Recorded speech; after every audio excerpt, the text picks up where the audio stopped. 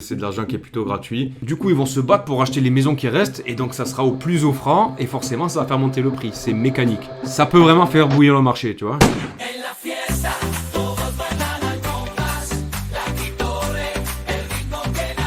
Et comment ça va l'équipage? Ça va bien? Moi ça va tranquillou. Comme tous les jours, en bref, on va aller voir quelques news autour de la crypto-monnaie du jour. Et ensuite on ira voir par-delà les horizons l'intelligence artificielle dans la crypto avec le projet phare qui est Bitensor. Bitensor, à mon humble avis, c'est le leader de l'intelligence artificielle dans la crypto-monnaie. Le projet d'adoption et le stacking de TAO sont en train de bouger, donc on va aller voir ça ensemble. C'est parti, c'est parti!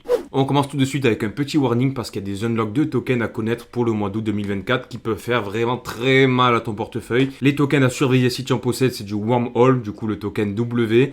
Il y a 33,33% de quantité qui va être libérée sur les marchés. C'est une dinguerie frérot, donc si t'es là-dedans, moi je te dis un conseil, fuis. Ensuite il y a Aptos avec le token APT, on a 2,41%. Ensuite on a Sandbox avec 9%, ça aussi ça pue la merde.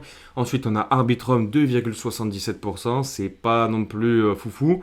Et on a Avax de Avalanche avec 2,42%. Ensuite, comme tu le sais, tous les investisseurs dans la crypto-monnaie avaient peur de MTGOX parce que c'est des personnes qui avaient perdu leur Bitcoin depuis plus de 10 ans. Ils les ont récupérés, donc tout le monde pensait qu'ils allaient vendre.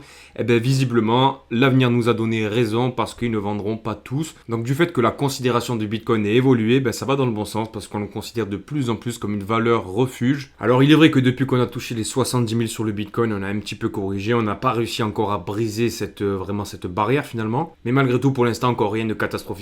On continue avec Hamster Combat qui prépare le plus grand airdrop de tous les temps. À la base, c'est un petit jeu sur lequel tu as un hamster, tu viens tapoter, tu gagnes des points et avec ces points, tu pourras gagner de l'argent avec le airdrop. Et bon, pour le coup, c'est gratuit, t'as pas besoin d'investir d'argent. En fait, le produit, c'est toi, clairement. Parce qu'il y a des petites pubs, etc. Les petites pubs, mais quand même, parce qu'on a vu qu'en quelques semaines, le jeu a réuni plus de 200 millions de joueurs.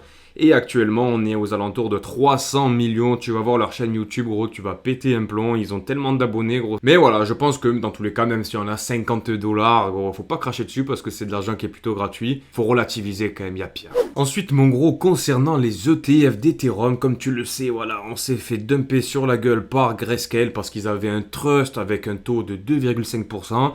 Alors que les nouveaux ETF d'Ethereum, on a des taux qui sont complètement ridicules. On a du 0,2, on a quasiment 0 de fees pour l'entrée dans l'ETF. Donc forcément, ben, les gens, ils ont décidé de quitter ce trust. Et c'est pour ça qu'on s'est fait dumper à la gueule et que l'Ethereum a un petit peu de force baissière, un petit peu beaucoup.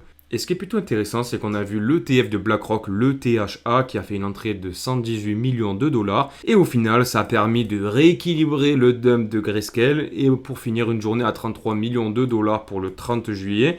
Donc c'est pas dégueulasse. Ensuite en micro-actu, on a la SEC qui retire sa demande au tribunal de classer les tokens Solana, Cardano et Matic comme des utility tokens. C'est hyper bullish pour le marché et pour ces cryptos-là. Ensuite, on a Money Radar qui nous partage un post sur Twitter dans lequel il te montre la dette américaine en temps réel qui a passé un seuil historique des 35 000 milliards de dollars, ce qui représente par personne 103 000 $.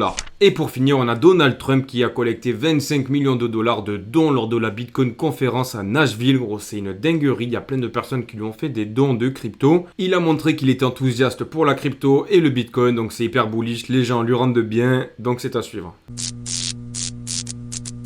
Et ça y est, c'est le moment où on parle du leader de l'intelligence artificielle, j'ai nommé Bitensor, mon amour. Avec son token TAO, je t'en ai souvent parlé, c'est un peu le chat GPT décentralisé qui permet aux petits projets de crypto-monnaie de venir se greffer à l'infrastructure de Bitensor pour profiter de toute sa merveilleuse puissance. Quand on a commencé à parler de Bitensor, il n'y avait que quelques subnets qui étaient sortis et au moment où je te parle, gros, on est déjà à 45 subnets, c'est une dinguerie. On a d'ailleurs des projets avec des tokens comme Massage, je t'en ai déjà parlé dans une autre vidéo. Bitensor, je pense vraiment que c'est le projet de l'année, c'est le projet de ce cycle. D'un point de vue technique, d'un point de vue fondamental, d'un point de vue token, il est vraiment fantastique en fait, hein. Il est à la fois sur une proof of stake, à la fois sur une proof of work et il bénéficie des meilleurs atouts en fait de ces deux technologies. Tu peux stacker tes Bitensor et actuellement le taux de stacking, l'APY, ce qu'on appelle en anglais, c'est 17%. Donc, le prix il a pas mal corrigé, c'est vrai qu'on avait une zone qui était importante aux 400 $ et forcément avec la baisse de tout le marché, il n'a pas survécu. Il est descendu jusqu'aux 200 $ et actuellement il est en train de sortir la tête de l'eau, il est aux 300 $. On a pas mal de nouveautés qui vont sortir autour de l'IA dans le le monde réel qui peuvent vraiment faire bouger ce token-là.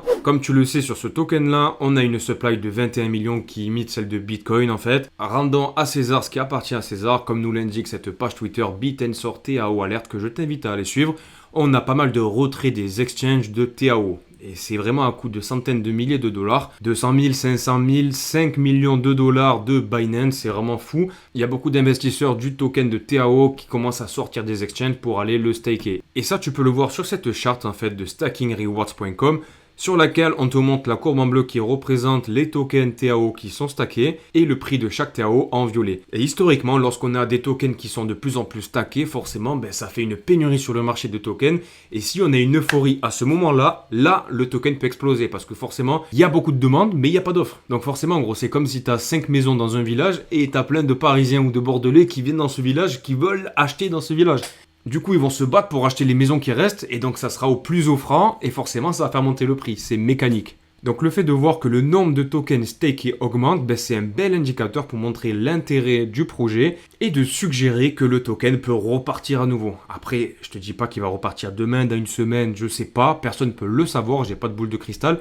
En revanche, c'est vraiment très bon signe parce que les gens sortent des exchanges, donc ils n'ont pas l'intention de les vendre. Pour le coup, la total supply, donc le nombre de tokens qui sont en circulation, on en a 7 152 000 et on a plus de 6 millions qui sont stackés. Ça veut dire qu'on a moins de 1 million de tokens qui sont en circulation. Et c'est plutôt huge parce que sur la planète, des gens qui ont 300 $ à dépenser pour un super projet comme Bit&Sort, il y en a énormément.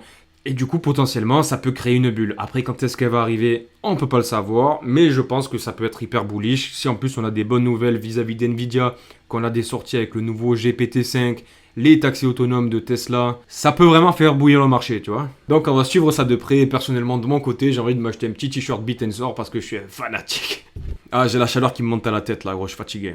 Voilà, c'est déjà terminé. Donc dans tous les cas, si ça t'a plu, frérot, n'oublie pas, tu me laisses un like, un commentaire, tu t'abonnes, ça me fera grandement plaisir. Malgré qu'il fasse chaud, je transpire, il n'y a pas la clim, c'est la misère, mais je reviens là 5h du matin demain pour une nouvelle vidéo Crypto Daily. Merci pour ton écoute, bisous, ciao, ciao, bam!